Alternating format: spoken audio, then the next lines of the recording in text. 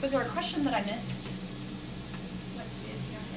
If you don't get an internship and you really want the credential, the RD credential, our best advice to you is to get work experience, nutrition-related work experience, and reapply the following year.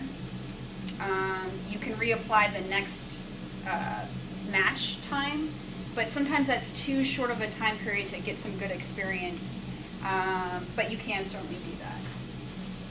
You could think about retaking some courses if your GPA is pretty low, but generally the work experience will help outweigh a lower GPA. So we say spend more time doing the work experience than trying to get your GPA up. And by the way, so the biggest things that make you competitive are at least a 3.0 GPA. The average GPA of students in our program that get placed is about a 3.4. So 3.0 is at the low end of what you want. And then getting work and volunteer experience. Now, not all places will tell you how much work or volunteer experience that they want you to have. But just one example, St. Mary's requires 500 hours of clinical, 1,000 hours total.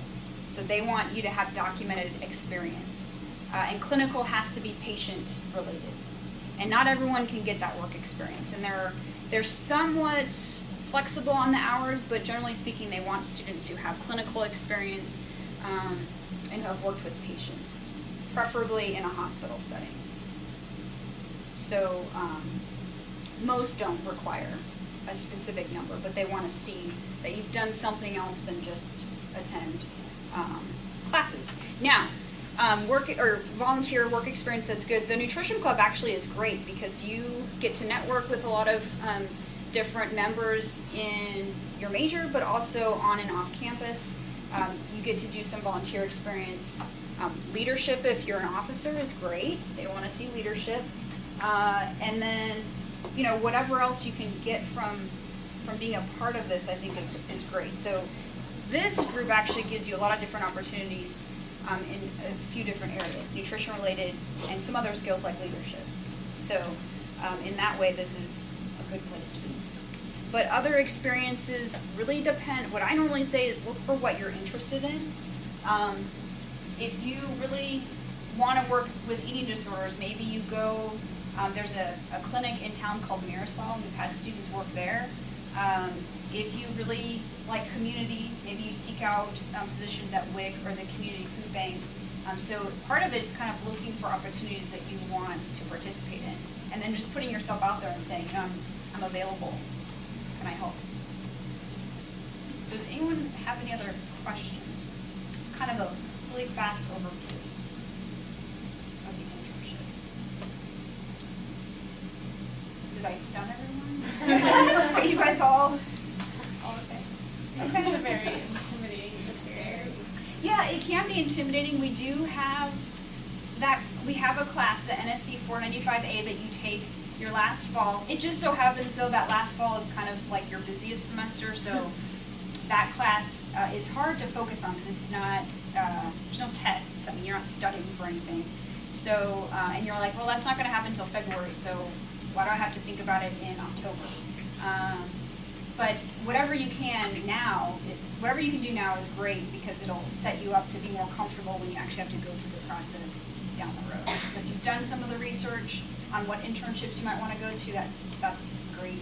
And probably the biggest thing at this point is just keep trying to get some work and volunteer experience. And I'll post whatever I can on the listserv, so just look out for that. I know you get a lot of emails, so the delete button is really easy to use when you have a full inbox.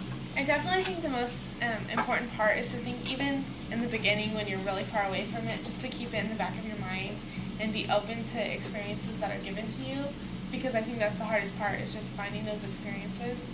So do you agree that just kind of all along, just kind of keep it in the back of your head when anything ever pops up, oh, there's an opportunity to do this, I think it's a great idea to just go ahead and do it.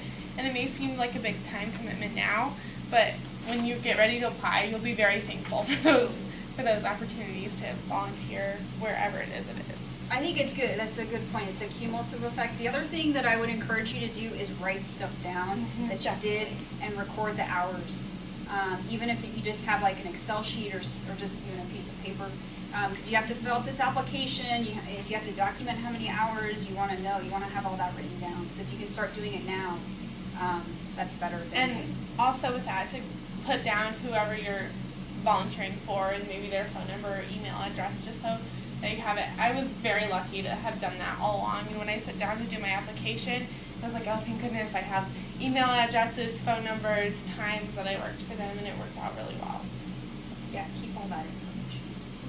Anything else? Okay, I think you guys have other stuff you're doing. Thank you very much. I will leave these here. You can obviously find me or email me if you have more questions, but I'll leave this stuff for you. Thank you so much for being here.